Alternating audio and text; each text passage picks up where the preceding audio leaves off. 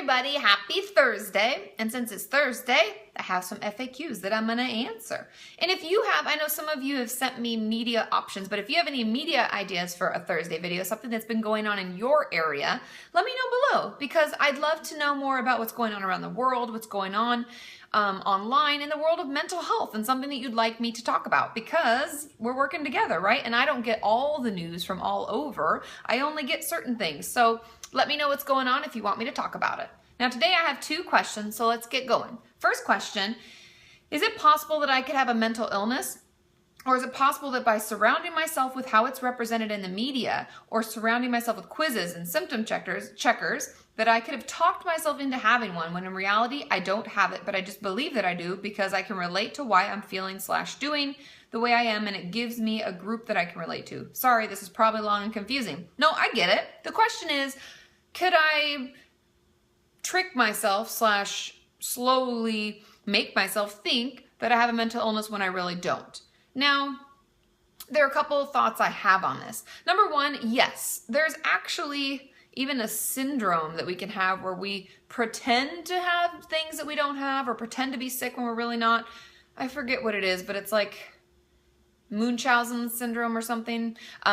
Anyway, people do have that. But usually it's for some sort of gain, whether it's financial gain or gaining attention. That's why people do it. Now, I find that when we are struggling with something, we seek out information. Hence why I'm here, ta-da, because I figured that people would be online looking for information about mental health, and we should start talking about it so that we can all get better together. So I would say that no, by quizzing and doing self-assessments and reading about it, you're not giving yourself a mental illness. You're struggling with something, and so you have sought out information about it to better understand what you're going through. Yes, I do on the other side, right? I'm going to play devil's advocate.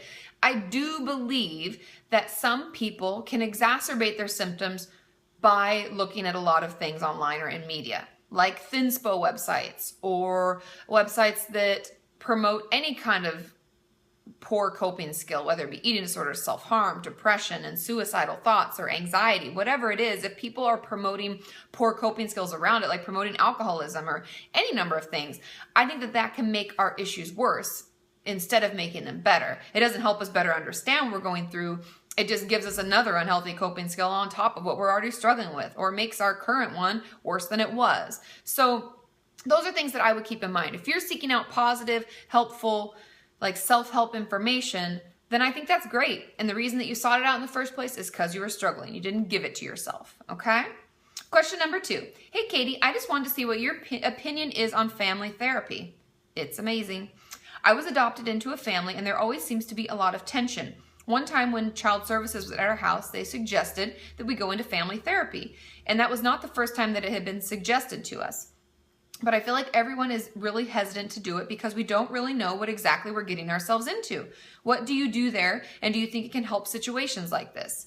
Now, I love family therapy. I think it could be really, really great. It's also really, really difficult. It's hard even as a therapist to do family therapy. Usually I do it with someone else if I can. If it's a larger family, if they're like 3 or 4 kids. If it's smaller, it's fine to do it on your own, but it's a lot to manage. There's a lot of people that need to be heard, and some people have to be, you have to initiate the conversation from them, whereas it tends to be, and I'll own this because I'm a woman, it tends to be the females that talk most of the time. The mom, usually, will talk about all the issues that they have. But dad usually tends to be very quiet. Now, I know roles can be different and people can be different, and family dynamics and setups can be different. There can be 2 moms, 2 dads. That's not what I'm really getting at. I'm just saying that as family therapy, it's kind of cool because mom tends to talk a lot, right? Or whoever the main person to talks a lot. And that's what would happen at home. She runs everything, or he runs everything, or whatever. But in family therapy, you have a therapist. And they're like, whoa, whoa, whoa, whoa, whoa. No, I want to hear from Susie what's going on with Susie. Or I want to hear from Jake what's going on with Jake. Or whatever. And so you stop one and you let the others talk, and it creates a different communication dance. We call it like a family dance. Family dances together in a certain way, healthy or unhealthy. And the therapist is there to kind of like stand in the way of this dance, and people like run into you. They're like, no, but we're supposed to go this way. This is what we do. We go this way. And you're like, no, that hasn't been working. We're going to try to go this way. And so being in family therapy can really bring amazing awareness to the way your family operates. And maybe that's why there's a lot of tension. The communication isn't that great.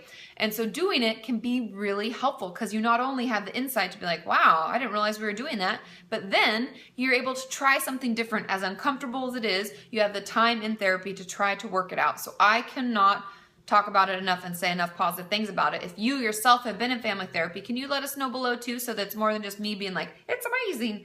Other people will share their experiences. I hope you all love this. I will see you on Monday and maybe another video for a journal topic. You never know when those are going to come out. I hope you all have a wonderful day. Talk to you then. Bye.